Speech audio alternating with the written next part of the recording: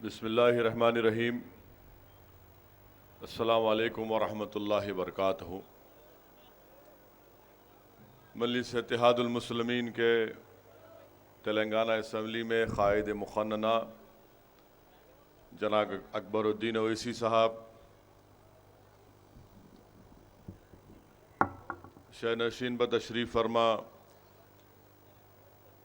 अरकान असम्बली मजलिस इत्तेहादुल मुस्लिमीन, अरकान क़ानून साज कौंसल, अरकान बल्दिया,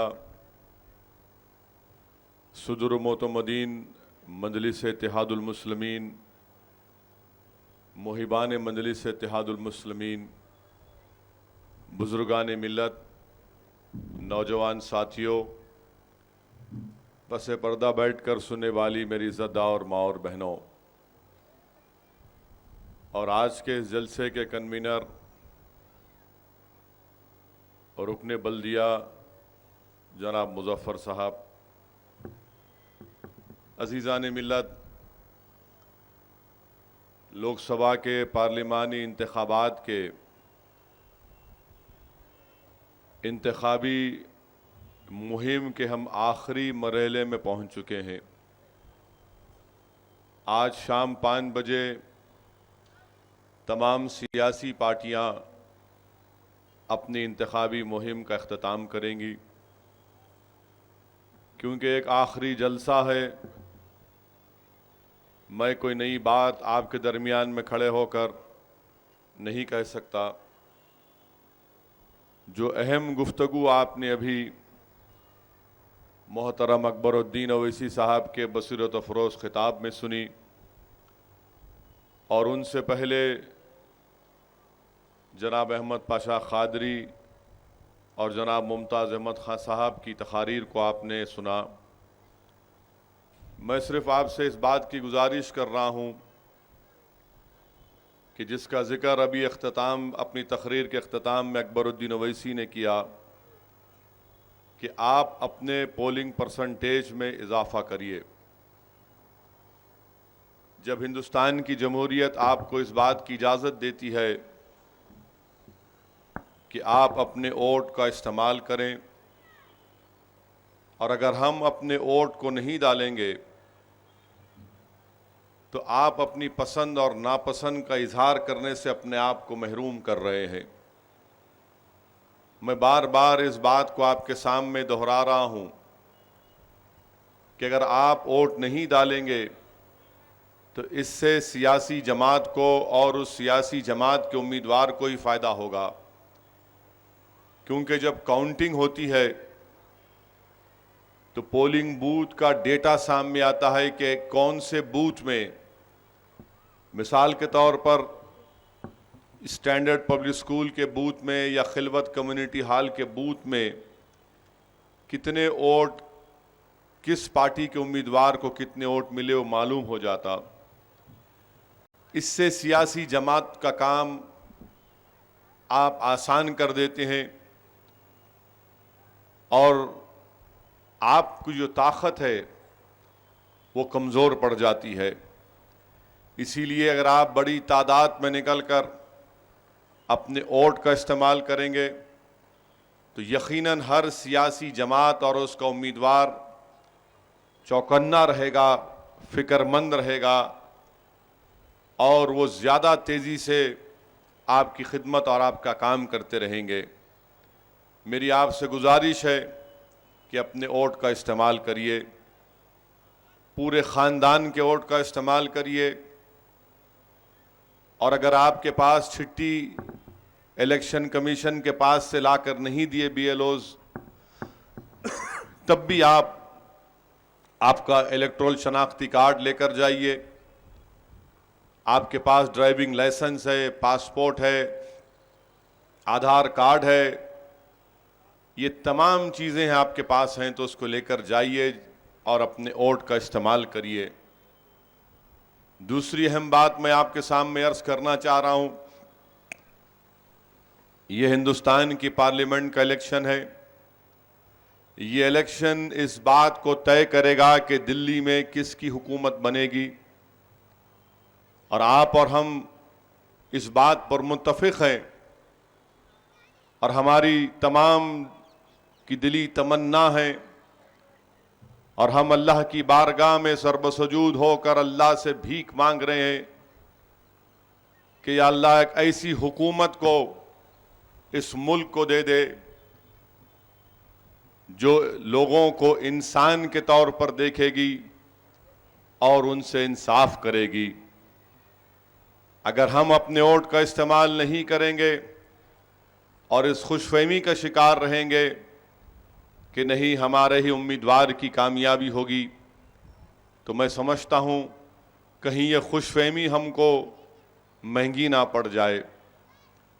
मेरे अजीज़ दोस्तों और बुज़ुर्गों, मजलिस इत्तेहादुल मुस्लिमीन ने हैदराबाद से अपनी पार्लियामेंट की नशिस्त पर इंतखाबात में हिस्सा ले रही है, और फिर औरंगाबाद की पार्लियामेंट की सीट से भी मजलिस इत्तेहादुल मुस्लिमीन ने जनाब इम्तियाज़ जलील को अपना उम्मीदवार बनाया। बिहार किशनगंज से मोहतरम जनाब अख्तरुल ईमान जो बिहार के मजलिस के सदर हैं, वो मजलिस के उम्मीदवार हैं किशनगंज से। इससे हटकर मजलिस इत्तेहादुल मुस्लिमीन ने, आप जानते हैं कि महाराष्ट्र में हम प्रकाश अंबेडकर साहब की तायीद कर रहे हैं। वहाँ पर वो एक अपनी ऑर्गेनाइजेशन बनाए हैं बहुजन वंचित अगाड़ी, जिसकी मजलिस तायीद कर रही है, और हमारी कोशिश यही है कि महाराष्ट्र में अक़लियतों का, दलित लोगों का, क़बाइल लोगों का, आदिवासी लोगों का, हमारे बैकवर्ड क्लास के अफराद का एक सियासी प्लेटफॉर्म वहाँ पर जनाब प्रकाश अंबेडकर साहब ने बनाया है, और मजलिस इत्तेहादुल मुस्लिमीन जनाब प्रकाश अंबेडकर साहब की तायीद कर रही है। मैं इस जलसे के ज़रिए, क्योंकि कल शोलापुर में भी जलसा है, मेरी इंतखाबी मुहिम, मेरे जलसे आज ख़त्म नहीं होते। कल शाम में शोलापुर में जलसा है, और फिर 11 की पोलिंग के बाद 12 के दिन सुबह मैं किशनगंज को जाऊंगा। वहाँ पर 15 तारीख तक वहाँ पर रहूँगा, और रोज़ 2-3 जलसों से इंशाअल्लाह मुझे मौका मिलेगा किशनगंज के अवाम के दरमियान में ठहर कर सीमांचल की इंसाफ की बात करने का। फिर 16 से 22 तक फिर महाराष्ट्र में वहाँ पर इम्तियाज़ जलील और बहुजन वंचित अगाड़ी के उम्मीदवारों के तायीद में जलसे करना है। तो मेरी आपसे गुजारिश है कि आप मेरे लिए भी दुआ करिए कि मैं पूरी तरीक़े से ज़िम्मेदारी के साथ इस ज़िम्मेदारी को निभा सकूं। इंतखाबी मुहिम चलाना कोई आसान बात नहीं है। लोग समझते हैं कि खड़े होकर तकरीर कर देना बहुत आसान बात है। आज आप देख रहे थे कि अकबरुद्दीन अवैसी के चेहरे पर तकलीफ़ नुमायाँ थी, और उसके बावजूद भी करीब 1 घंटा अकबरुद्दीन अवैसी ने हम तमाम को मुखातिब किया।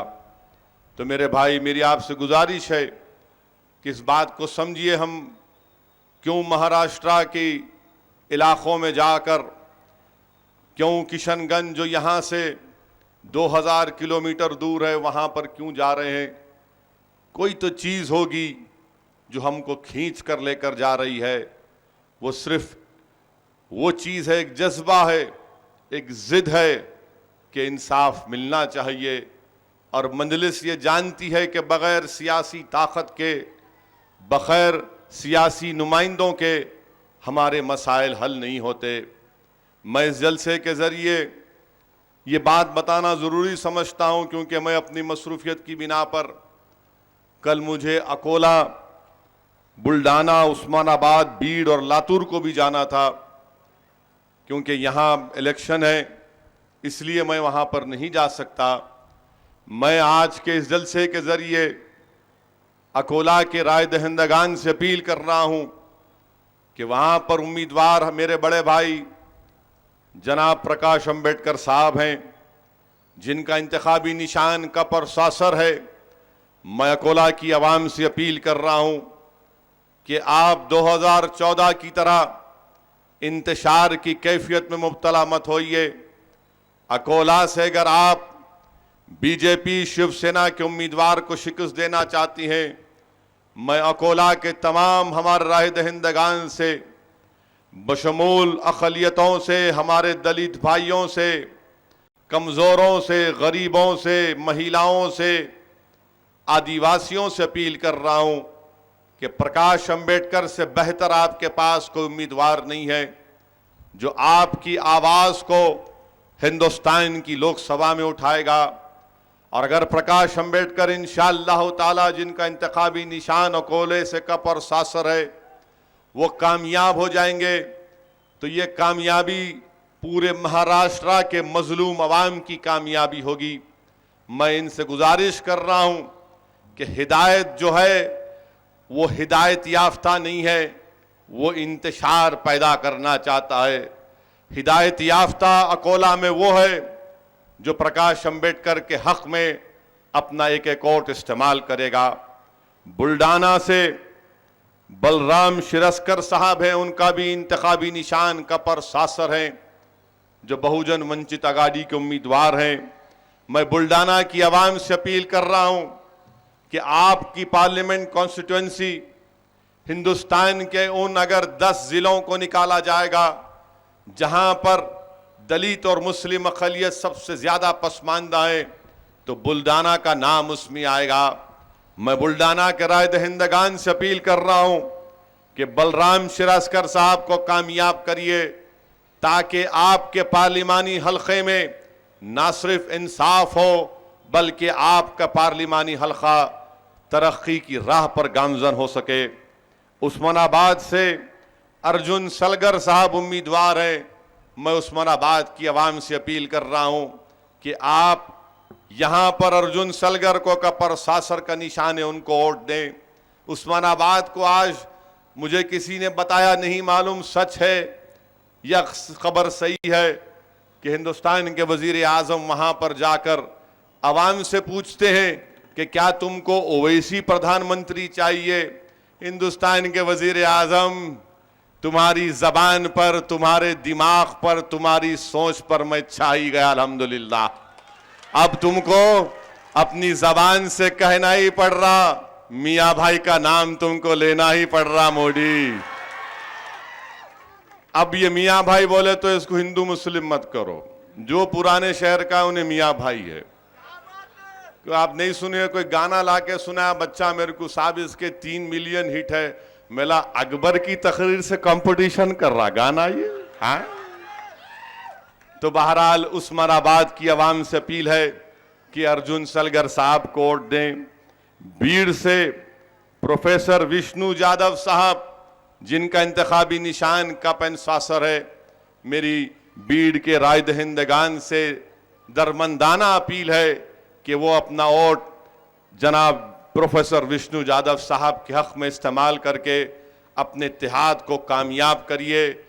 मैं लातूर से जनाब राम यादव साहब, जिनका इंतखाबी निशान सीटी है, सीटी के निशान पर बटन दबाकर लातूर से जनाब राम यादव साहब को कामयाब करें।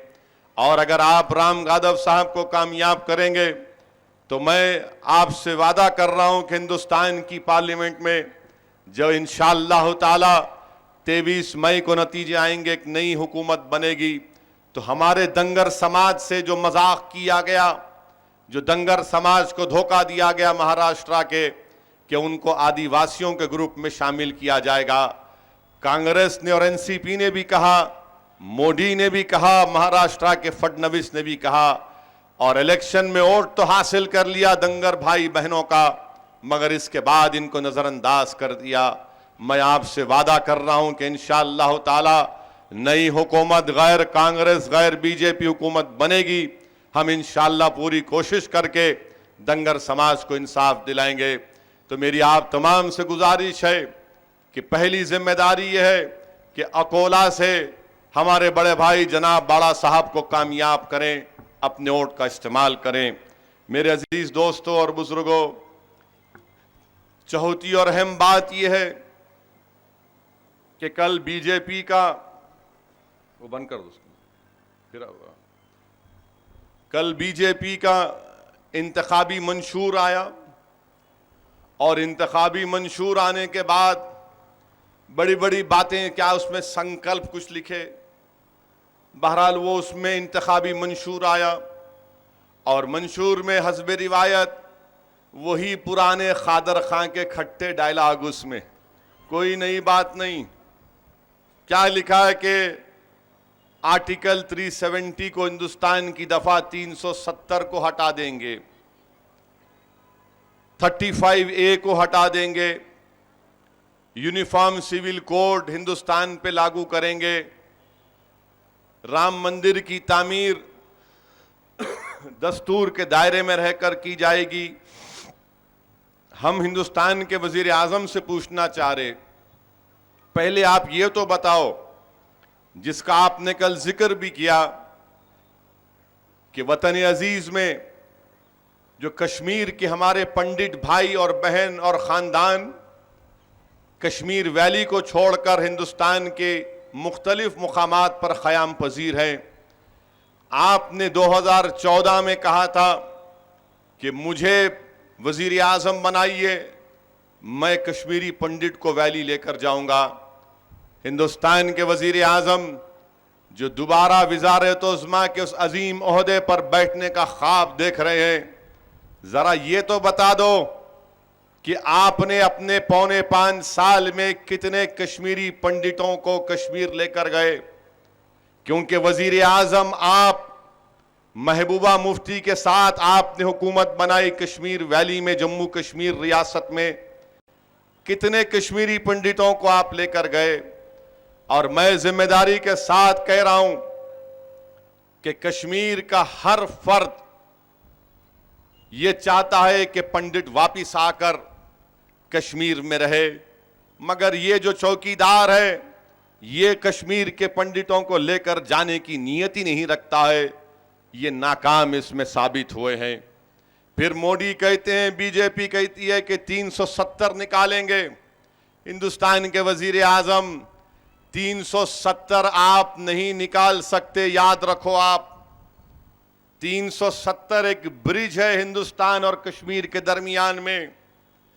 आजादी जब मिली हिंदुस्तान को तो अंग्रेजों ने जो हिंदुस्तान में 200 से ज्यादा रजवाड़े राजे थे उनको इख्तियार दिया। अंग्रेजों ने कहा कि आप भी आजाद हैं, आप फैसला कर लो कि क्या आप हिंदुस्तान में जाएंगे या आजाद रहेंगे। तो तमाम बड़े बड़े प्रिंसली स्टेट्स ने हिंदुस्तान से मर्जर का एग्रीमेंट किया, मर्जर का एग्रीमेंट किया, खुद निजाम दखन ने किया।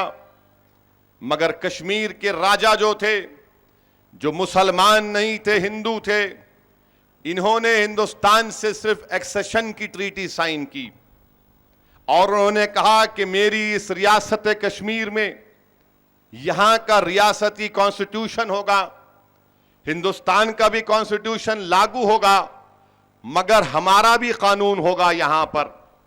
बताओ हिंदुस्तान के वजीर आजम, आप यकीनन आपके पास एंटायर पॉलिटिकल साइंस की MA की डिग्री है। हिंदुस्तान में अगर कोई सबसे ज्यादा पढ़ा लिखा है तो आप ही हैं। मैं इस बात का इकरार करता हूं। क्या मैं ये जो कह रहा हूं सच है या झूठ है? बताओ आप। क्या 370 आप निकाल सकते? जब 370 को दाखिल किया गया हिंदुस्तान के आईन में, हिंदुस्तान के मौजूदा वजीर आजम उस वक्त जो लोग कैबिनेट में थे कौन थे? आपके हीरो, आपके आइडियल श्यामा प्रसाद मुखर्जी, जो बाद में जनसंघ के सदर बने। श्यामा प्रसाद मुखर्जी भी नेहरू के कैबिनेट में वजीर थे। सरदार पटेल, जिसका आपने इतना लंबा चौड़ा स्टैचू बनाया, वो मौजूद थे। इन सब की दस्तखतों के साथ, इन सब की मंजूरी के साथ 370 आया। और आप ये कह रहे हैं कि आपकी सोच, आपकी काबिलियत, आपका इंटेलेक्चुअल लेवल सरदार पटेल से बड़ा है, आपकी काबिलियत श्यामा प्रसाद मुखर्जी से बढ़कर है। जब इन्होंने इसको माना और आप कह रहे हैं निकालूंगा। अरे आप झूठ बोलते हैं। 280 एमपी आपके पास जीत कर आए। कश्मीर में आपने महबूबा के साथ हुकूमत बनाई। आप क्या 5 साल क्या कर रहे थे? क्या खा के सो गए थे वो? अब मैं बोला बिरयानी बोल तो देखो इन्होंने शुरू कर दिए। फिर 5 साल क्या आप सो गए थे? क्यों नहीं निकाले? 280 एमपी आपके पास थे, 370 निकाल सकते थे, क्यों नहीं निकाला आपने? मिस्टर मोदी, आप एक कश्मीरी पंडित के फैमिली को कश्मीर नहीं लेकर गए। 370 का आप फिर से हिंदुस्तान की आवाम को धोखा दे रहे हैं।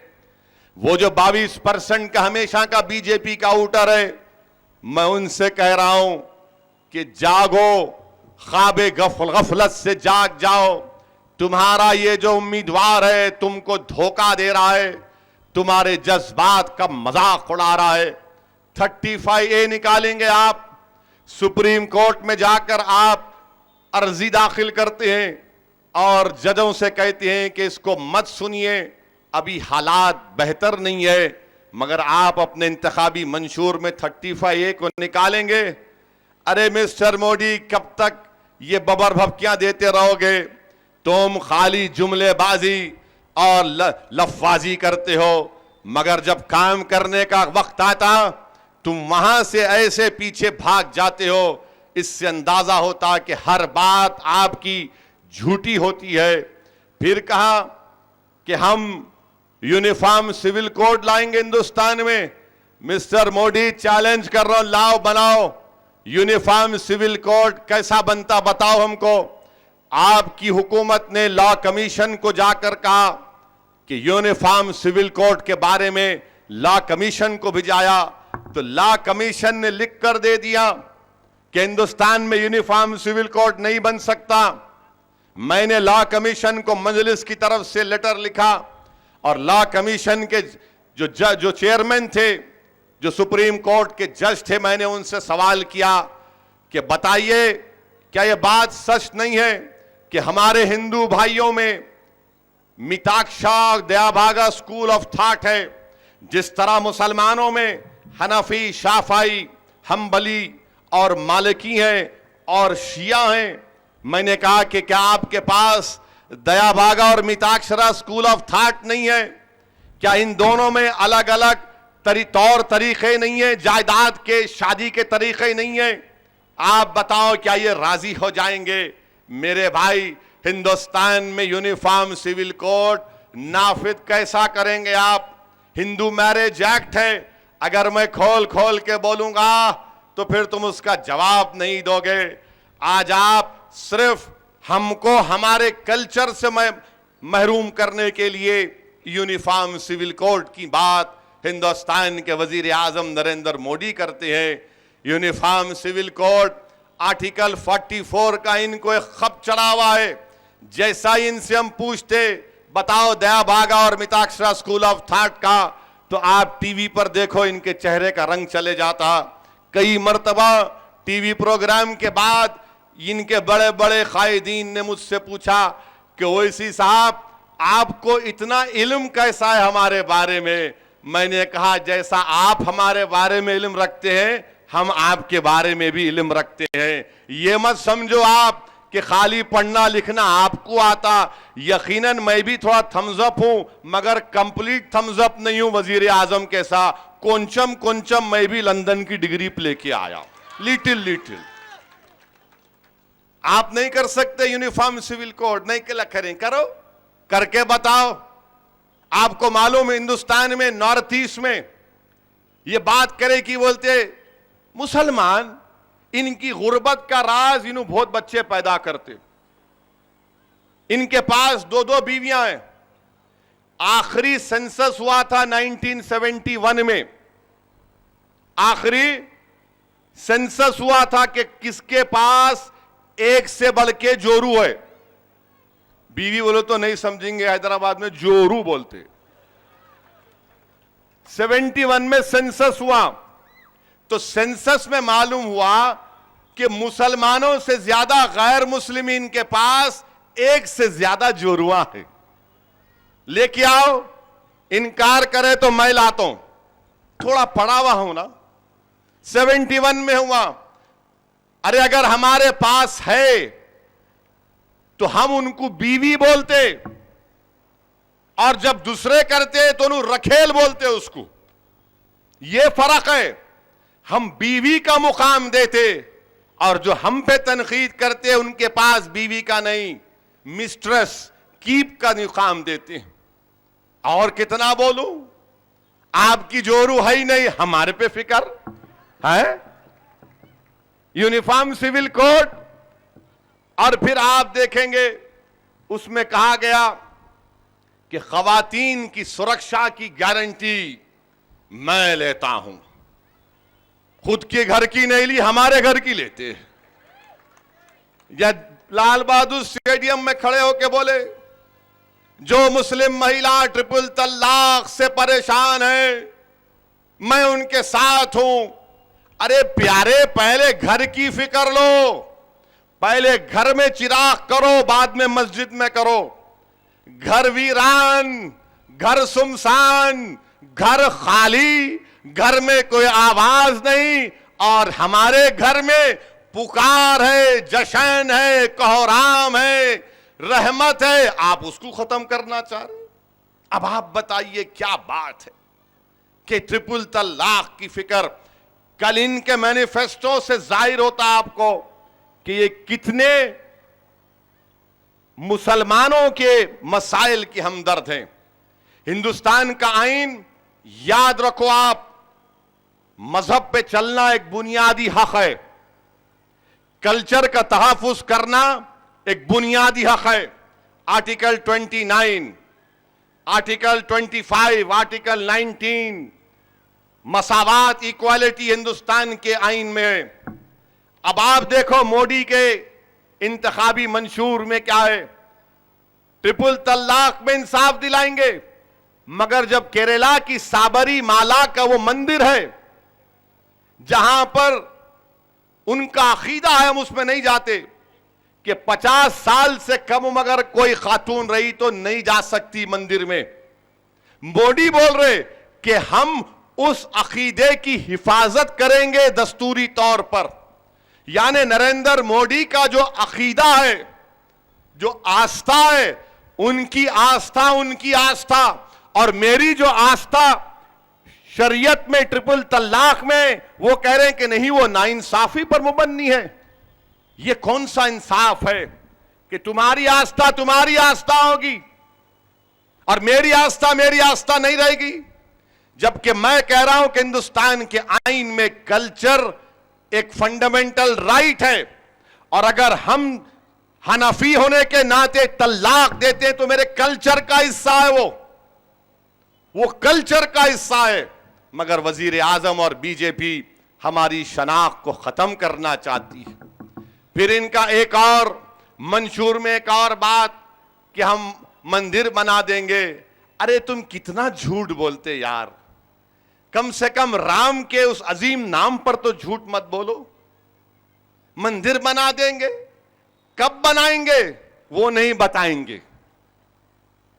कोर्ट में केस चल रहा है, मीडिएशन का टाइम खत्म होगा 24 अप्रैल को, और आप कह रहे हैं कि कानूनी कॉन्स्टिट्यूशनल तरीके को इख्तियार करेंगे।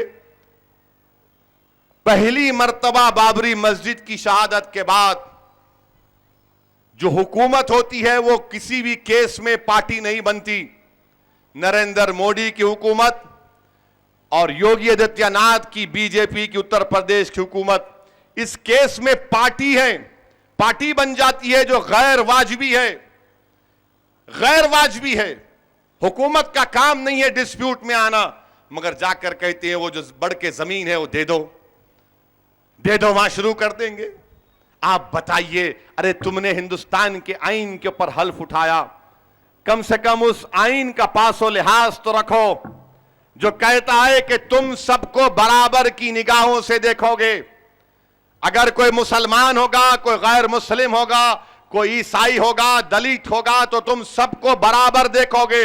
मगर नहीं, हिंदुस्तान के वजीर आजम एक आंख कमजोर है उनकी, वो सिर्फ एक ही आंख से देखते हैं और एक ही आंख से उनको नजर आता है। क्या नजर आता है? आरएसएस की आइडियोलॉजी, आरएसएस की आइडियोलॉजी। मैं कैसे गोलवालकर के ख्वाब को पूरा करूं, मैं कैसे सावरकर के उस थ्योरी को, उस सावरकर की किताब को कैसे अमली जामे नामा पहनाऊं, मैं कैसे दियोरस को और उनके आरएसएस के जिम्मेदारों के उन ख्वाबों को पूरा करूं। हिंदुस्तान के वजीर आजम, आप में और मुझ में फर्क यह है कि मैं हिंदुस्तान के आईन के को लेकर तुमसे लड़ रहा हूं और तुम सावरकर और गोलवालकर की आइडियोलॉजी लेकर हिंदुस्तान की इस खूबसूरती को तबाह बर्बाद करना चाहते हैं। आप बताइए, आप क्या ये मुल्क, दुनिया में ऐसा कोई मुल्क है हिंदुस्तान में कि जहां पर शादी के तरीके मुख्तलिफ हैं? 100 किलोमीटर पर जाइए, शादी के तरीके बदल जाते। कोई गले में मंगलसूत्र मानता है तो कोई आग के तरफ फिरता है तो कोई कुछ भी नहीं करता। बताइए, क्या ये मुल्क, ऐसा मुल्क दुनिया में नजर आएगा? मगर मोदी और आरएसएस ये चाहती है कि यहां पर एक मजहब रहे, यहां पर एक आइडियोलॉजी रहे, इस मुल्क के तमाम दीगर मज़ाहिब खत्म हो जाएं, दीगर मजहब के मानने वाले दूसरे दर्जे के शहरी बन जाएं। इसीलिए ये हर एक को एंटी नेशनल और हमको इल्जाम लगाया जाता है। मेरे अजीज दोस्तों और बुजुर्गों, कल जो आसाम में वाकया हुआ, आपने देखा होगा उस वाकये को। आसाम में शौकत अली एक 70 साला बूढ़ा है, क्या नाम है उसका? शौकत अली, 70 साल की उम्र है। 35 साल से वो गोश्त का कारोबार करते हैं आसाम में। आसाम में गाय कशी पर पाबंदी नहीं है, सर्टिफिकेट मिलता है, लोग गाय खाते हैं। वहां पर नॉर्थ ईस्ट में खाते हैं। मगर कल क्या किया गया? शौकत अली को पकड़कर रोड पर, किच्चड़ है, जूते मारे, शौकत अली को खूब मारा और पीटा। और इसलिए मारा और पीटा कि तूने कैसे बीफ को बेचा। उसके बाद शौकत अली को, चेहरे पर दाढ़ी है, गरीब है, उसके मुंह में सूअर का गोश्त डालकर उसको खिलाया गया। सूअर का गोश्त डालकर खिलाया गया। बताओ आप, कौन है, किसकी हुकूमत है? मोदी। तुम उस्मानाबाद में ओवैसी का नाम लेकर लोगों को डरा रहे हो, मगर जहां तुम्हारी हुकूमत है, तुम्हारा चीफ मिनिस्टर है, वहां पर शौकत अली को मारकर, जहां पर गाय कशी की पाबंदी का कानून नहीं है, शौकत अली को मारकर तुम्हारे लोग, मैं जिम्मेदारी के साथ कह रहा हूं कि मारने वाले मोदी को चाहने वाले थे, मारकर शौकत अली के मुंह में सूअर डालकर खिलाया उसको। और शौकत अली का वीडियो देखो घर जाकर, उसकी आंखें फटी हुई हैं, देख रहा है कि मेरा ईमान गारत हो रहा है। मजमा घेरे में ले लिया शौकत अली को, किच्चड़ में लुटपुट।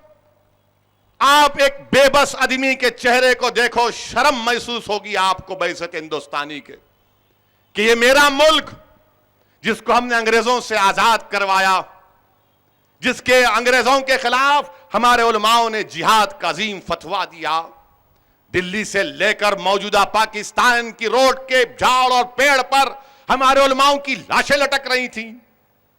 काला पानी की सजा अल्लामा फजल खैराबादी ने काटी। रेशमी रुमाल की तहरीक पर हमारे जय्यद उलमा अकाबिर माल्टा में जेल में रहे, इसीलिए कि तुम एक दाढ़ी वाले को उसके मुंह में सूअर डाल के खिलाओगे। अरे तुम तो अंग्रेजों से बदतरीन हो गए बीजेपी वालों, कि तुम्हारी हुकूमत है और तुमने एक मजलूम गरीब को इस तरह किया। मैं आज के इस जलसे से उन तमाम हिंदुस्तानियों को जिनको हिंदुस्तान पर नाज है, जिस तरह मुझे नाज है, जिसको वतन अजीज पर फख्र है, जिसको हिंदुस्तान के चप्पे चप्पे से मोहब्बत है, जिस तरह मुझे है, जिसके हिंदुस्तान के तारीखी इमारतों को देखकर उनका सीना चौड़ा हो जाता है, जो हिंदुस्तानी जनगणना मना सुनकर अपनी आंखों में आंसू आ जाते हैं, जो हिंदुस्तान के तिरंगे को लहराता हुआ देखकर इनको फख्र महसूस होता है, जो हिंदुस्तान के संविधान को देखकर कहते हैं कि हां यहां पर हिंदुस्तान में इंसाफ होगा। मैं उन हिंदुस्तानियों से आज सवाल कर रहा हूं, क्या इसके बावजूद भी आप मोदी को वोट देंगे? इसके बावजूद भी कि एक दाढ़ी वाले को गोश्त के नाम पर मारा गया और सुअर खिलाया गया, आज हमको सुअर खिलाया जा रहा है। याद रखो, कल तुम्हारे हलक में तेजाब डाला जाएगा। अगर आज वो हिंदुस्तान से मोहब्बत करने वाले नरेंद्र मोदी उसकी बीजेपी आरएसएस को नहीं हराएंगे, तो याद रखो आज मुझसे किया जा रहा है, कल तुमसे किया जाएगा। और उस वक्त तुम ये नहीं कहना कि काश हम ओवैसी की बात का यकीन कर लेते। ये हाल हो चुका है मेरे भाई, कोई पुरसाने हाल नहीं। और आसाम में कितनी आबादी है मुस्लिम अक़लियत की? 32%। 32% आबादी है।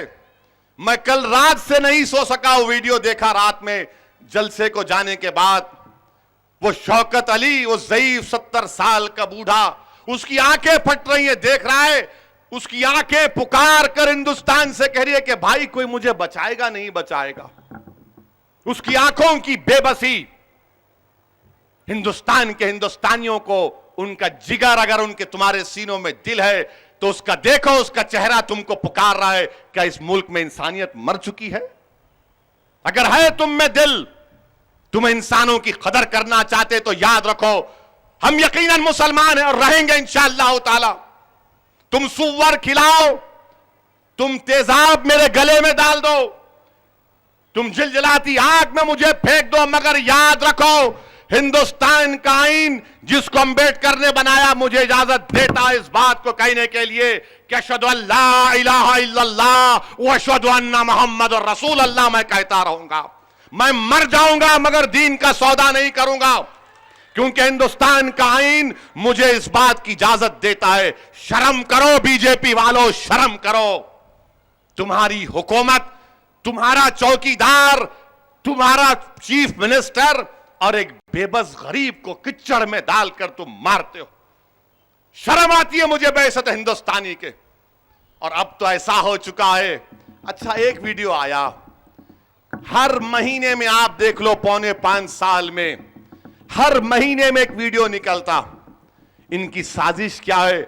ऐसा वीडियो निकालो, पूरे आसाम में डर पैदा कर दो। फसाद नहीं करेंगे आजकल, मारकर डराकर वीडियो निकालते ताकि देखने वालों में खौफ पैदा हो जाए। मैं आसाम के आसामी भाइयों से कह रहा हूं, डरने की जरूरत नहीं है आपको। अगर आपके दिल में शौकत अली से इंसाफ की तमन्ना है तो उस आग को भड़काओ, जमहूरियत में आओ और आसाम से बीजेपी को हराओ। आप निकालो इस नफरत को।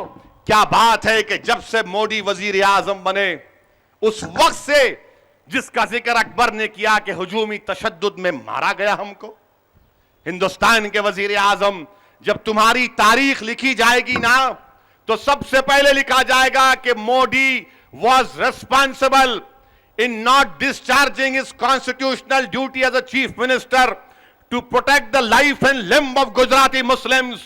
जब तुम्हारी तारीख लिखी जाएगी, mister Modi as a prime minister लिखा जाएगा कि this was the only prime minister in the annals of the great nation like India who in his prime ministership allowed this mob lynching to go on because of his active support. ये तुम इन लोगों की तायीद कर रहे हो। तुम जब से वजीर आजम बने, इन तमाम बदमाशों की, इन चोरों की, इन हैवानों की हिम्मतें बढ़ चुकी हैं। लोग बोलते अंग्रेजी में कि नहीं ये फ्रिंज है। याद रखो ये फ्रिंज नहीं है, ये असल खिलाड़ी हैं। अगर आज तेलंगाना में कोई हिम्मत नहीं करता, क्यों करता, कैसे करेगा? उसको मालूम कि यहां पर सियासी शऊर है, यहां पर एक हुकूमत है, एक चीफ मिनिस्टर है और मंजलिस उसका साथ दे रही है। आसाम में मेरे भाई 32% मुस्लिम अकलियत हैं और एक बेबसी का ये आलम है। शर्म आनी चाहिए। वैसे तो हिंदुस्तानी हमारा सर शर्म से झुकना चाहिए। आखिर कब आप उठेंगे? निकलो इस मोदी के इस माया जाल से, बचा लो हमारे मुल्क को। ये मुल्क मोदी से बड़ा, याद रखो। अगर ये वाकयात होते जाएंगे और तुम आकर मुझसे पूछते हो ओवैसी ये बताओ कि मुसलमान रेडिकलाइज क्यों होता है, ये देखकर कोई क्या चूड़ियां पहन लेगा? कोई नौजवान उस शौकत अली की बेबसी को देखकर चूड़ियां पहन लेगा? को किसी का बाप होगा, किसी का चाचा होगा, किसी का नाना होगा। क्या कोई देख सकता है इस तरह से बेइज्जती? एक गयूर मुसलमान को आपने उसके मुंह में सुअर डाला, शर्म करो। और आज आप बोलते डीजीपी वहां का आसाम का कहता है एक्शन लेंगे।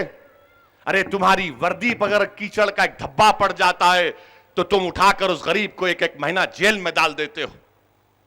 और यहां पर कीचड़ में मारकर गिराकर मारा गया और सुअर खिलाया गया। हिंदुस्तान के वजीर आजम कंडेम नहीं करेंगे, देखना आप नहीं करेंगे, अपनी तकरीर में जिक्र नहीं करेंगे, इसका नहीं करेंगे, क्योंकि इनको मालूम इन लोगों के ताल्लुक से डर पैदा करो। हिंदुस्तान के वजीर आजम याद रखो, हिंदुस्तान के से 56 इलेक्शन आएंगे, मगर वतन अजीज का जो इत्तेहाद है ना, वो बड़ा नाजुक होता है। ये इत्तेहाद जो होता है वजीर आजम, ये इंसान के जज्बात से जुड़ा हुआ है।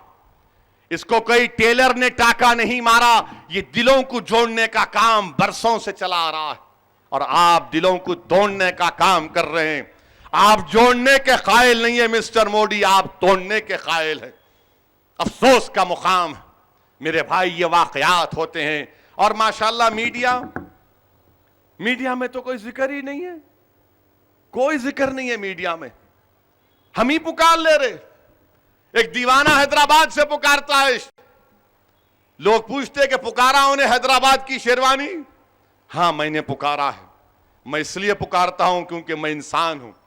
और अगर शौकत अली की जगह अगर कोई राम नाम के भी शख्स को तुम मारते तो मैं इसी तरह बोलता उसके बारे में, मैं इसी तरह मजम्मत करता, क्योंकि किसी को भी मारने का हक किसी को इख्तियार नहीं है मेरे भाई।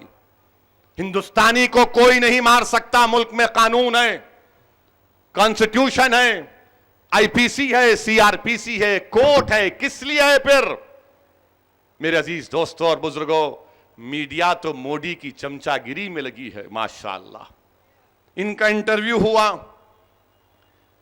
चैनल पर एक दो लोग बैठे, मोहतरमा ने सवाल किया, मोदी जी आप रोजा हैं? तो बोले हाँ मैं साल में 2 मरतबा रहता हूं, अभी रोजा हूं। और आप कुछ भी नहीं पीते खाते? नहीं, खाली पानी और पपीता खाता हूं। अरे ये सवाल है? यहां पर सहाफी बैठे हैं, जरा सोचो आप, मेरे से कैसा सवाल करते आप दारुस्सलाम आकर। 5 मिनट का इंटरव्यू लेंगे, 5 मिनट के इंटरव्यू में चौथा मिनट आपके भाई कैसे हैं, क्या कर रहे हो उन्हों। मगर मोदी से जब बात आई, आप रोजा रहते, उन्होंने क्या बोल रहे? नहीं नहीं मैं खाली सिर्फ पानी पीता हूं। पूरा देश को तुम पानी पिला दिए, बर्बाद कर दिए नोटबंदी और जीएसटी के नाम पर। यह सहाफत है? और फिर मोहतरमा सवाल कर रही हैं, नहीं मुझे पूछना तो पड़ेगा आपसे, आपके पास इतनी ताकत कहां से आती है? क्या टॉनिक पीते आप? इन्हों टॉनिक मारते? मोदी टॉनिक मास्टर है? खुद आप देखो, मैं नहीं बोल रहा हूं, आप क्या टॉनिक पीते? मुझे पूछना पड़ेगा मोदी जी। है टॉनिक? कौन सा पाशा? कंपाउंडर तो बंद हो गए हमारे पास, कंपाउंडर तो बंद हो गए, चाकना भी नहीं मिलता, आप तो खाते भी नहीं वो, टॉनिक पीते। तो मैं यहां किसी को बोला, बोले क्या साहब आप कल मलकपेट में ऐसा बोल दिए। मैंने टॉनिक नहीं मालूम तुमको? बोले क्या? बोला रेड बुल, गैटोरेट, कुछ भी हो सकता ना पाशा। आप बताइए, सवाल करेंगे ऐसा? अच्छा हैरत की आप देखो, इंटरव्यू बड़ा मजे का है। वक्त खराब करना है, रात में सोने से पहले नींद आना है तो नींद की गोली नहीं खाना, मित्रों को देखे तो नींद आती, गुराटे मारते। अच्छा इनको सवाल करे तो मोदी साहब इतना शर्मा रहे, ऐसा दिख रहा कि कोई नया शादी होके ससुराल को गया तो लो खाओ ना जी, मैं खाता हूं, अरे लो खाओ, नहीं खाता, अरे खाओ। क्या बात है भाई, क्या बात है, बताओ आप। सवाल इनसे ऐसा कर रहे हैं आप। और हम टीवी पे जाते तो पूरा ऐसा दिखता कि तोप लगाकर मारते, और हम जो है ठहरे हुए, मारो कितना मारते देखेंगे, तुम 10 मारो मोहम्मद अली के लिए का आखिरी शॉट हम मारते। आप देखो ये सवाल करेंगे और यूं शर्मा रहे। क्या बात, वजीर आजम से सवाल कर रहे या कोई छोटे बच्चे से कर रहे 12-13 साल के। ये हिंदुस्तान के हमारे चंद मीडिया के चैनल ऐसा हो गए। आप बाद में पूछो उनको, अरे क्या है हजरत, अरे ओवैसी साहब अगर ऐसा नहीं पूछे तो उन्हें जीने नहीं देता। मेरे भाई, मुल्क बड़ा है या मोदी बड़ा है? हम आजादी इसलिए हासिल किए थे कि मुल्क को मजबूत करेंगे। अंबेडकर ने संविधान आइन इसलिए बनाया ताकि हर एक को इजहार ख्याल की आजादी हो, और हिंदुस्तान में इजहार ख्याल की आजादी एक बुनियादी राइट, फंडामेंटल राइट है। मीडिया हमारा जमहूरियत का चौथा पिल्लर है, और अगर आप एक शख्स से डर जाएंगे तो याद रखो, जैसे अंग्रेजी में कहते पावर इज नॉट इटर्नल, कल कोई और बनेगा तो कल कुछ और करेगा, तो क्या आप नाचेंगे? अरे आपको तो हिम्मत से काम करना चाहिए। सबक लो अमेरिका के व्हाइट हाउस के उस रिपोर्टर का जिसने खड़े होकर ट्रंप की आंखों में आंखें डालकर सवाल पे सवाल करता जा रहा था। ट्रंप इनकार कर रहा था, वो पूछता जा रहा था। क्या वो कभी नजर आएगा? क्या आप कभी ऐसा करेंगे? ये ऐसा वजीर आजम है जिसने 4.25 साल में एक भी प्रेस कॉन्फ्रेंस नहीं की, एक प्रेस कॉन्फ्रेंस नहीं करे। अच्छा ये टीवी वालों से मेरी गुजारिश है, अरे भाई रीजनल लीडर्स हैं ना, उनको बुलाओ। केसीआर है, ममता है, पटनायक है उड़ीसा के, इनको बुला के इंटरव्यू लो ना आप। नहीं, उनको भी नहीं ले सकते, लिए तो उन्हों नाराज। अरे इनू कौन है भाई? इनू 56 मोदी आएंगे चले जाएंगे, हिंदुस्तान में इंशाअल्लाह मुल्क बाकी रहेगा, मगर हमको अपनी जमहूरियत को मजबूत करना है मेरे भाई। आज ऐसी इस तरह से हमले किए जा रहे हैं जमहूरियत पर, और लोग बोलते ये एक आदमी क्या करेगा। अल्हम्दुलिल्लाह, अल्लाह का करम है, लाखों करोड़ों लोगों की दुआएं हैं। मेरे मरहूम बाप की दुआ मेरे और अकबर के साथ है और रहेगी। मेरी माँ की दुआ, मेरे जमात के रुफका का मोहब्बत, इनकी बेनफ्सात मेरे साथ है। अहले दिल की दुआएं हैं, औलिया अल्लाह की दुआएं हैं, और सदका है नबी करीम सल्लल्लाहु अलैहि वसल्लम का कि आज अल्हम्दुलिल्लाह एक जमात का रुकन कामयाब होकर हिंदुस्तान की पार्लियामेंट में जाता है, मगर जबान के ऊपर कोई लगाम नहीं होता जब सच्चाई और इंसाफ की बात आ जाती है। मैंने अपनी जिंदगी के लिए मरहूम कायद सालार मिल्लत से जब मैं मिलकर दिल्ली जा रहा था तो सालार ने मुझसे एक ही बात कही, एक बात याद रखो, बैठो, दिल्ली बड़ी चिकनी जगह है, पैर जल्दी फिसलता। और सालार ने मुझे बुलाकर बिठाकर मेरे सर पर हाथ रखकर मेरे मरहूम वालिद ने मुझसे कहा था कि मियां याद रखो, हिकमत के नाम पर कभी बुज़दिली के मज़ाहरे नहीं करना। मरहूम कायद ने सिखाया कि हिकमत के नाम पर बुज़दिली के मज़ाहरे नहीं करना, और डरना और घबराना नहीं किसी से। अल्लाह की जात पर तवक्कल करो, अपनी बात को रखो। मुझे आज भी याद है कि हिंदुस्तान की पार्लियामेंट में मैंने नरेंद्र मोदी के बारे में कुछ कहा था। कांग्रेस के बड़े बड़े लीडर आकर मुझसे कहे कि अपनी अल्फाज को वापस ले लो। मैंने हैदराबाद को फोन किया, पूरी तफसील सुनाई, तो सालार ने कहा याद रखो, अगर तुम अपने अल्फाज को वापस लोगे तो तुम हैदराबाद में कदम नहीं रखना, और हशर के मैदान में मैं तुमको माफ नहीं करूंगा। यह हमको सिखाया गया है, यह हमको बताया गया है। तो हम जालिम की ताकत को नहीं देखते, इख्तिदार की कुर्सियों पर बैठने वालों की शान और शौकत को हमारी आंखों में नहीं दचता। इनकी ताकत, इनकी अजमत हमारी आंखों में ही है, इसलिए कि जिसकी आंखों में मदीने वाले की अजमत है, यह वजीर आजम की ताकत उसकी आंखों में कुछ नहीं महसूस होती। मेरे अजीज दोस्तों और बुजुर्गों, यह मजलिस के इत्तेहादुल मुस्लिमीन का मिजाज है कि मजलूमों पर जुल्म होता है तो कम से कम आवाज उठाते हैं। हिंदुस्तान की पार्लियामेंट में आप मुझे वोट इसलिए डालते कि मैं जाकर गूंगों की तरह वहां नहीं बैठूं।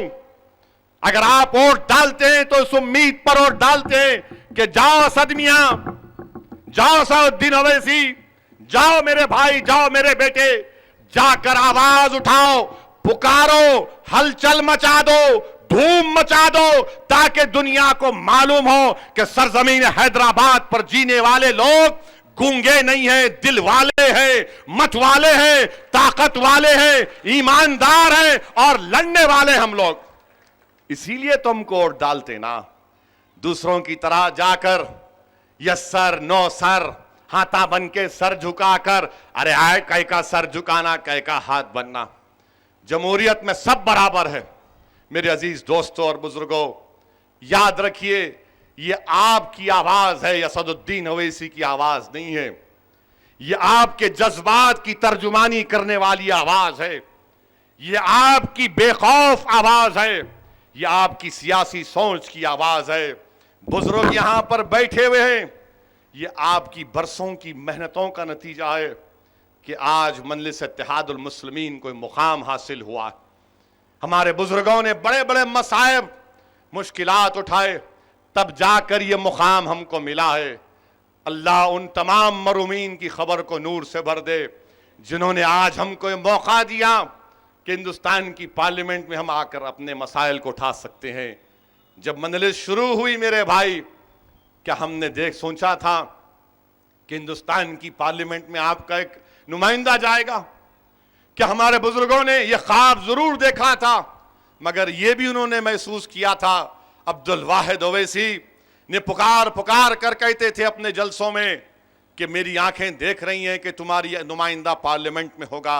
आज अल्लाह का करम है मेरे भाई, अल्लाह का बहुत बड़ा करम है कि हिंदुस्तान के बड़े बड़े टीवी के बड़े बड़े मशहूर एंकर हैदराबाद को आकर कहते हैं कि असद साहब, आपकी इंतखाबी मुहिम में हमको देखना है, इंटरव्यू लेना है। हिंदुस्तान में हजारों की तादाद में लोग इलेक्शन लड़ रहे हैं, मगर आज असदुद्दीन ओवैसी की पहचान है तो आपकी वजह से है, आपकी वजह से है, आपकी सोच की वजह से, आपके इत्तेहाद की वजह से। मेरे अजीज दोस्तों और बुजुर्गों, अपने इत्तेहाद को मजबूत रखिए। और यकीनन मैं आपसे गुजारिश कर रहा हूं, उन बुजुर्गों से गुजारिश कर रहा हूं जिन्होंने अब्दुल वाहिद ओवैसी को देखा, जिन्होंने मेरे वालिद मरहूम कायद सालार मिल्लत को देखा। मैं उन बुजुर्गों से, उन हमारे माँ और बहनों से भी गुजारिश कर रहा हूं कि आप मुझे अपना बेटा समझकर मेरे लिए दुआ करिए। यह बहुत बड़ी जिम्मेदारी मेरे कमजोर कंधों पर है। आप दुआ करिए कि अल्लाह मुझे इस काम में कामयाबी दे दे। मैं आपसे ये नहीं कह रहा हूं कि मेरी जान की हिफाजत की दुआ मांगिए, यकीनन मत मांगिए, क्योंकि मुझे जाना है, एक दिन मुझे जाना है, इस दुनिया से जाना है। बस मैं यही आपसे भीख मांग रहा हूं कि अल्लाह से दुआ करिए कि मैं जो जिम्मेदारी अल्लाह मुझे दिया है, मैं इस जिम्मेदारी को सही तरह निभा सकूं। कल हशर के मैदान में जब मजलिस के मरूमीन खड़े होंगे तो मेरी निगाहें शर्मिंदा ना हो जाए उनको देखकर। मैं अगर जो कुछ काम कर रहा हूं, मेरा मकसद एक ही है कि यह जिम्मेदारी का काम है। मैं किसी गैर मुस्लिम के खिलाफ था, ना कभी रहूंगा। मेरे दिल में किसी गैर मुस्लिम से कोई नफरत थी, ना कभी रहेगी। यकीनन मैं मुसलमान हूं, इससे कोई इनकार नहीं कर सकता। हमारी जिद्दोजहद आपके सामने है। हम क्या चाहते हैं कि हमसे इंसाफ मिले, हमारे नुमाइंदे कामयाब हों। तो मेरी बुजुर्गों से दुआ है कि आप मेरे लिए दुआ फरमाइए। ये जमात आपकी है मेरे भाई। नहीं मालूम कि कितना वक्त मुझे अकबर को इस दुनिया में मिलेगा। हम जब तक जिंदा रहेंगे इंशाअल्लाह ताला खिदमत करते थे, करते रहेंगे। हम दुनिया से चले भी जाएंगे तो इंशाअल्लाह ताला मजलिस को आपको आबाद रखना है। ये जो बच्चे यहां पर बैठे हैं, तुम आज एक दीवाने की आवाज सुन रहे हो, याद रखो, इसको अपने दिलो जहन में एक खजाना समझ कर रख लो। ये जमात तुम्हारी ताकत है, तुम्हारी दौलत है, इसकी जिम्मेदारी कल तुम्हारे कंधों पर आएगी। इसको लेकर आगे बढ़ना तुम्हारा काम होगा। मैं नौजवानों से अपील कर रहा हूं कि आओ, तुम्हारे एक भाई का साथ दो, तुम्हारी एक जमात का साथ दो। तुम मेरी जात का साथ मत दो, अपनी जमात का साथ दो। बता दो सारी दुनिया को, हिंदुस्तान के उन गरीब और मजलूमों को, दलितों को, गरीबों को, आदिवासियों को, जो आज हैदराबाद के इलेक्शन पर बड़ी उम्मीद की निगाहों से देख रहे हैं कि हिंदुस्तान के पार्लियामेंट के मुख्तलिफ इलेक्शन है, मगर सब यही कह रहे हैं कि हैदराबाद से हमारा नुमाइंदा कामयाब होना। आप अंदाजा नहीं कर सकते कि किस तरह के पैगामात, मोहब्बत भरे पैगामात हमको मिलते हैं। हर आदमी दुआ कर रहा है। कोई कहता है असद साहब, मैं जिद्दा में लेबर की ड्यूटी करता हूं एयरपोर्ट के ऊपर, मैं आपके लिए उम्रा करने जा रहा हूं। कोई कहता है मैं मदीने में नौकरी करता हूं, सरकार की बारगाह में जाके आपका सलाम अर्ज करके आया। हमारे एक दोस्त नासिर हैं, वो उम्रा करने चले गए और जाकर बोले कि मक्के में अभी दुआ करके निकला हूं। मेरे भाई, मैं इस मोहब्बत का मुस्तहक नहीं हूं, यकीनन नहीं हूं, मगर अल्लाह ने आपके दिलों में मजलिस की मोहब्बत को पैदा कर दी। यही सबसे बड़ा कामयाबी। ये इसलिए हुआ क्योंकि बरसों से मेहनत मेहनत मेहनत की गई। अब्दुल वाहिद अवैसी, उनके साथ वो जिम्मेदारान जो जेल की सोबतों को बर्दाश्त किए, सालार मिल्लत ने अपनी जिंदगी को पूरा वक्फ कर दिया। सालार की जिंदगी हमारे लिए मशाले राह है। मैं और अकबर मिलकर भी सालार नहीं बन सकते। मुझे अच्छी तरह याद है कि इसी जगह पर मरहूम कायद का ताजियत का जलसा हो रहा था, तो पाशा कादरी ने जज्बात से मगलूब होकर अपने मरहूम कायद को खराज अकीदत पेश करते हुए कहा कि अगर असद और अकबर मिल भी जाएं तब भी सालार क्या 20% भी नहीं बन सकते। मेरे अजीज दोस्तों, ये इलेक्शन हमारे लिए अहम है। हमको अपने वोट के जरिए हैदराबाद की सीट पर कामयाबी हासिल करना है और साथ ही साथ तेलंगाना के उन 16 पार्लिमानी हलकों से हमको टीआरएस को कामयाब करना है। बड़ी तकलीफ हुई मोदी को, अच्छा हुआ खूब जली उसकी। अब किधर का हिस्सा जला नहीं पूछना मेरे से, समझ गए ना आप। जली जली तो जली जली, मगर इसलिए बोले स्पीड ब्रेकर। मोदी मित्रों, हैदराबाद है, ये फरखुंदाबाद है। ये हैदराबाद जिसको हैदर कर्रार से निस्बत है, यहां पर बहादुरी जिसको हैदर कर्रार से निस्बत है उन्हें ही दौड़ता, दूसरे को हम दौड़ने नहीं देते। हमारे बुजुर्ग क्या बोलते, मियाँ इन्हें बहुत ज्यादा भाग रहा, जरा पैंचे पकड़ो इसके, बहुत ज्यादा भाग रहा इन्हें। आप देखो, आप बुजुर्ग लोग बैठते, एक चाय का घूंट लेके घूरते, उसको बात करते, बाद में प्याली रख के बोलते, पाशा इन्हें बहुत दौड़ रहा, जरा हल्लू करो रफ्तार इसकी। मोदी साहब, हम स्पीड ब्रेकर क्यों डालते मालूम आपको? क्योंकि महल्ले के बड़े आके बोलते, मियाँ ये बच्चे स्कूटर बहुत तेज चला रहे। अब आप बच्चे हैं क्या? मगर आपको रोकना जरूरी है। हिंदुस्तान के आइन को अगर बचाना है, बाबा साहिब अंबेडकर के ख्वाबों को पूरा करना है, मौलाना अबुल कलाम आजाद ने जो सोच दी थी, क्या कहा था मौलाना ने? दिल्ली की जामा मस्जिद की सीढ़ियों के पास खड़े होकर मौलाना के मशहूर तकरीर के कलिमात कि तुम हिजरत के मुक़द्दस नाम पर फरार की जिंदगी गुजार रहे हो, तुम अगर भागने के लिए तैयार नहीं हो तो कोई तुम्हें नहीं भगा सकता। हम नहीं भागेंगे, हम यहीं रहेंगे। हिंदुस्तान हमारा वतन है, ये सरजमीन हैदराबाद है, जिसकी इस सरजमीन को मुबारक जमीन इसलिए कहते क्योंकि यहाँ पर यहया पाशा है, यहाँ पर अब्दुल्ला शाकिबुल्लाह है, मुहद्दिस दक्कन है, यहाँ पर शेख जी हाली है, यहाँ पर बाबा शरफुद्दीन है, यहाँ पर हजरत यूसुफैन है, मुराद शाह है। अरे मेरे भाई, तुम कुछ नहीं कर सकते। और फिर इलेक्शन के दिन किसका दिन है?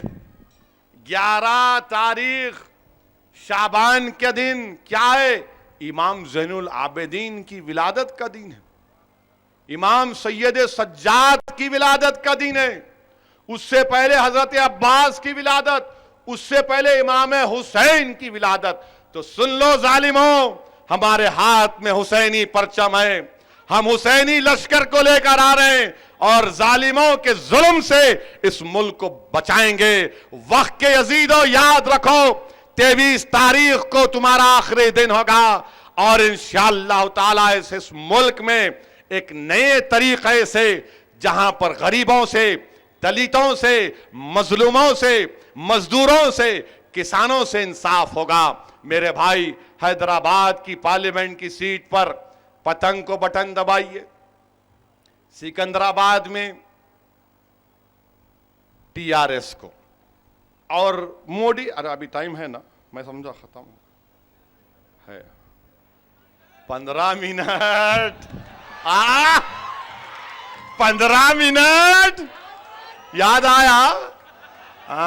पीछे बैठने वाले भी मुस्कुरा रहे हैं, मेरे पीछे बैठने वाले बोल रहा हूं 15 मिनट।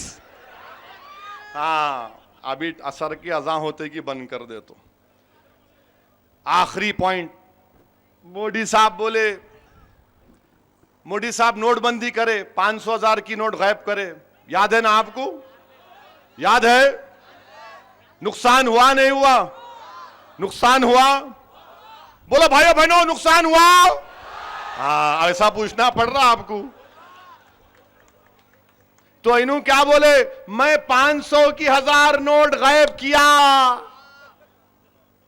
मजाक उड़ाए गरीबों का। तो बोले कैशलेस करता हूं सबको, कैशलेस।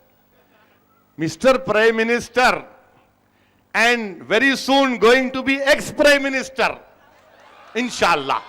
बोलो इंशाल्लाह। Very good. इन्हों क्या 100% यस।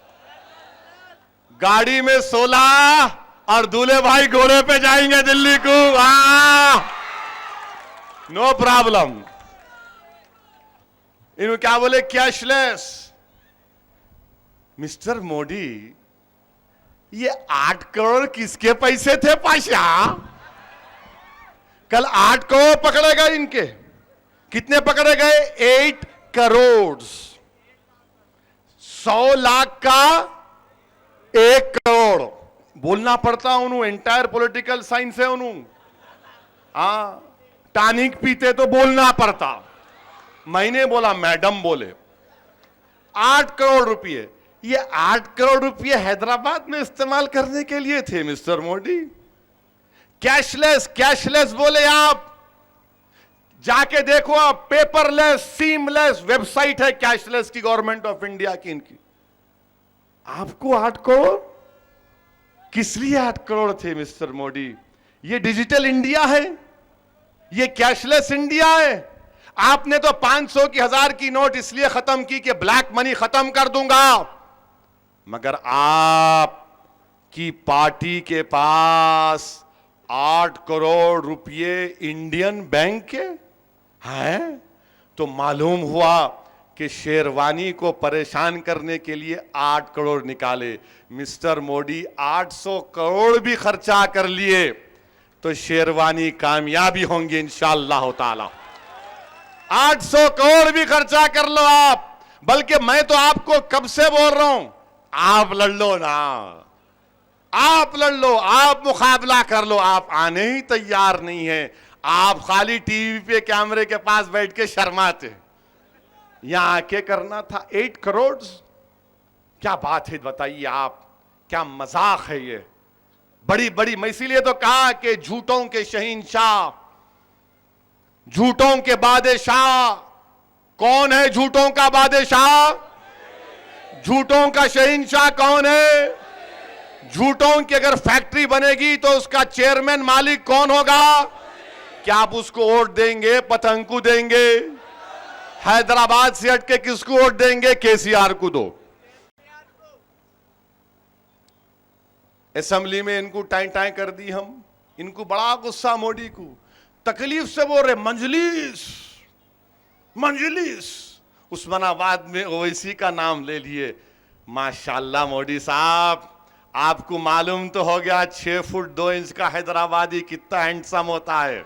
हाँ, आप समझ रहे थे कि खाली आप ही दाढ़ी वाले, हम भी हैं। हाँ, हम टानिक वानिक नहीं, ओनली डिकाशन मारते हम, आपकी तरह टानिक नहीं मारते हम। और हमारा रोजा शुरू होगा 5 मई को, और इंशाअल्लाह ताला पुरअमन तरीके से रमजान मनाएंगे। और जब नतीजा आएगा मेरे भाई 17 मई को, चांद के एतबार से 17 रमजान होगी इंशाअल्लाह। 17 रमजान को क्या हुआ? क्या हुआ? अबू जहल आउट, याद है ना? यस यस, ऐसा करना। 17 रमजान को इंशाअल्लाह ताला हिंदुस्तान की एक नई सुबह होगी, देखना आप। जब नतीजा आएगा 23 मई को, हिंदुस्तान की एक नई सुबह होगी। और मुझे पूरा यकीन है कि तेलंगाना से 17-0, जगन मोहन रेड्डी वहां 20 सीट जीतेंगे। चंद्राबाबू नायडू, इंशाअल्लाह चंद्राबाबू नायडू बोल रहे, ओवैसी, असद, चंद्रुडू, मैं नहीं गया तो तुम्हारे को 35 लग गई। अगर मैं चले जाता तो वहां पर चंद्रुडू तुम्हारे को साइकिल का पहिया भी नहीं मिलता। आज कांग्रेस साइकिल वाले तेलंगाना में शटर डाल के चैन उतार के साइकिल को मोड़ के रख दिए, नहीं अब नक्को पाशा, हैदराबाद में अब नहीं कर सकते। बहरहाल मेरे अजीज दोस्तों और बुजुर्गों, अपने एक एक वोट का इस्तेमाल करिए, पोलिंग परसेंटेज बढ़ाइए। आपकी यकीनन मंजिल से मोहब्बत है, मगर वो मोहब्बत दिख कर आना वोट के जरिए। आप निकल कर वोट डालिए, खूब डालिए, अपनी पार्टी को कामयाब करिए, अपनी आवाज को मजबूत करिए। मैं आपसे वादा कर रहा हूं कि इंशाअल्लाह ताला यहां पर जो पार्किंग लॉट बनेगा खिलवत में और चारमीनार बस स्टैंड के पास, जल्द से जल्द वो काम करवाया जाएगा, ताकि पार्किंग होगी तो यकीनन अतराफ अकनाफ लाड़ बाजार में कारोबार में इजाफा होगा। और साथ ही साथ पूरे साउथ हैदराबाद में 300 करोड़ का एस्टीमेट है, ताकि जब कभी बारिश हो फ्लड फ्री जोन बने। मैं और अकबर सीएम से बात किए हैं, इंशाअल्लाह ताला वो भी हल होगा। और साथ ही साथ हमारे ठेला बंडी के कारोबार करने वालों के लिए 2 ब्रिज बनेंगे, नया पुल और सालार जंग ब्रिज के दरमियान में। चौकी मार्केट का काम इंशाअल्लाह करीब में शुरू होगा।